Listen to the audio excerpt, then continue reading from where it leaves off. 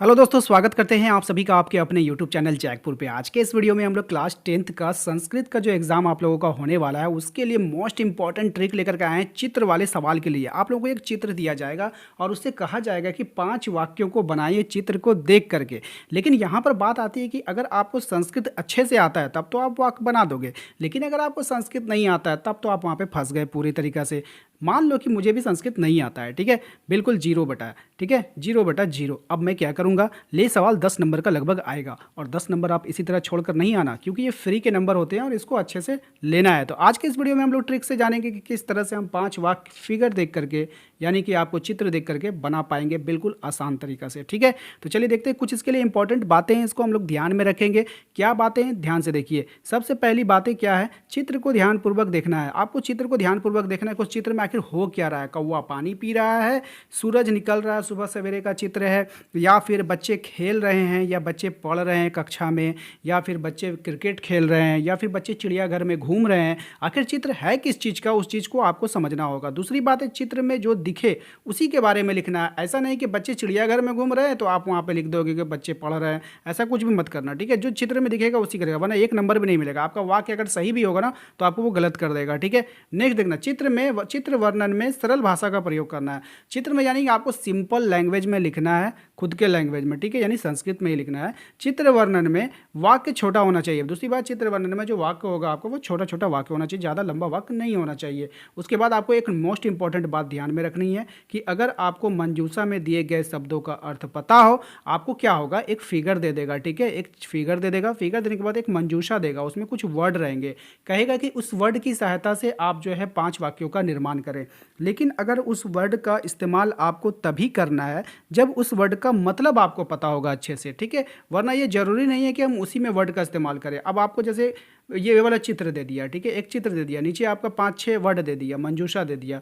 अब वो मंजूषा में आप 3 वर्ड का मीनिंग जानते हो, बाकी 2 वर्ड का मीनिंग नहीं जानते हो, तो आप 3 वर्ड से रिलेटेड वाक्य का प्रयोग कर लेना और 2 वर्ड छोड़ देना, 2 वर्ड अपने मन से यहाँ से निकाल लेना फिगर से, ठीक है। ये जरूरी नहीं कि जो मंजूषा दिया है हम उसी का ही प्रयोग करेंगे, ऐसा नहीं है, ठीक है। तो देखिए ट्रिक क्या है, ट्रिक पर हम लोग आते हैं। सबसे पहले ये जो मेथड है हमारा, ठीक है, ये फॉर्मेट है, इस फॉर्मेट को अच्छे से आप देखो, ठीक है, ध्यान से इसी फॉर्मेट पर आपको बनाना है, ठीक है। सबसे पहला फॉर्मेट देखो क्या है, इदम चित्रम डैश आस्ति, ठीक है, अस्मिन चित्रे डैश आस्ति, ठीक है, अस्मिन चित्रे डैश आस्ति। तो यहाँ पे शांति भी है और आस्ति भी है, ठीक है। किसका प्रयोग कहाँ पर करेंगे ये हम आपको बताते हैं अभी आगे चल के। ये फॉर्मेट है। तो सबसे पहले जो इधर किस चित्र, यहाँ पे कौन सा चित्र आपको फ्रंट, सबसे पहली बात लिखना है कि यहाँ पे चित्र किसका दिया है, तो हम लोग ये वाला लाइन का प्रयोग करेंगे। दूसरा हम लोग अस्मिन चित्रे डैश आस्ति, इसी चीज़ को बार बार देखो रिपीट किया गया, तो आपको इतना बिल्कुल भी याद करके नहीं जाना है, एक ही लाइन याद करना है, ये वाला, एक लाइन याद रखना है, ये वाला। अब बात आती है कि यहाँ तक तो बात समझ में आ गया, ठीक है, कि मान लो कि आसमीन चित्रे क्या होगा, क्या चीज़ आपको मान लो वहाँ पे कहीं पे दीवार पे घड़ी लगा हुआ है, ठीक है, घड़ी लगा हुआ है, तो आप यहाँ पे क्या लिखोगे, घटिका अस्ति लिखोगे ना, घटिका अस्ति, अस्मिन चित्रे घटिका अस्ति लिखोगे ना। तो इस तरह से लिख देना, ठीक है। तो आपको जो जो चित्र में दिखेगा आपको वही वही यहाँ पर जो है संस्कृत में उसका नाम को फिलअप करते चलना है, ठीक है। तो ये तो सेम टू सेम हो गया, इसको आप हटा दो। इसको हटाने के बाद आप क्या कर सकते हो कि दो वाक्य आप याद करके जाना, ठीक है, ये वाला उसको वहाँ पे फिल करना। लेकिन अब आप कहोगे सर यहाँ पे आस्ति है, यहाँ पे शांति है, इसका क्या मतलब हुआ। तो देखो इसका मतलब मैंने यहाँ पे लिख दिया है कि एक वचन वाले शब्दों में आस्ति का प्रयोग करना है, बाकी बहुवचन अगर रहेगा, यानी जिस वर्ड का आप इस्तेमाल कर रहे हो अगर वो एक वचन में है तो इसको रहने देना, आस्ति को रहने देना। अगर आप जिस वर्ड का इस्तेमाल कर रहे हो वो बहुवचन में प्रयोग आ रहा है तब आप शांति का प्रयोग करोगे, ठीक है। मान लो ना अगर पक्षी रहेगा तो पक्षी अगर बहुत सारा है तो वहाँ पे क्या हो जाएगा, पक्षी ना हो जाएगा, है ना, पक्षी ना, बहुत सारा पक्षी हो जाएगा, तो वहाँ पे हम लोग फिर शांति का प्रयोग करेंगे, आस्ति का प्रयोग नहीं करेंगे, ठीक है। तो आप देख लेना आपके चित्र में जिस फिगर के बारे में आप लिख रहे हो वो एक वचन में है या फिर बहुवचन में, बस इतना सा अंतर आपको समझना था।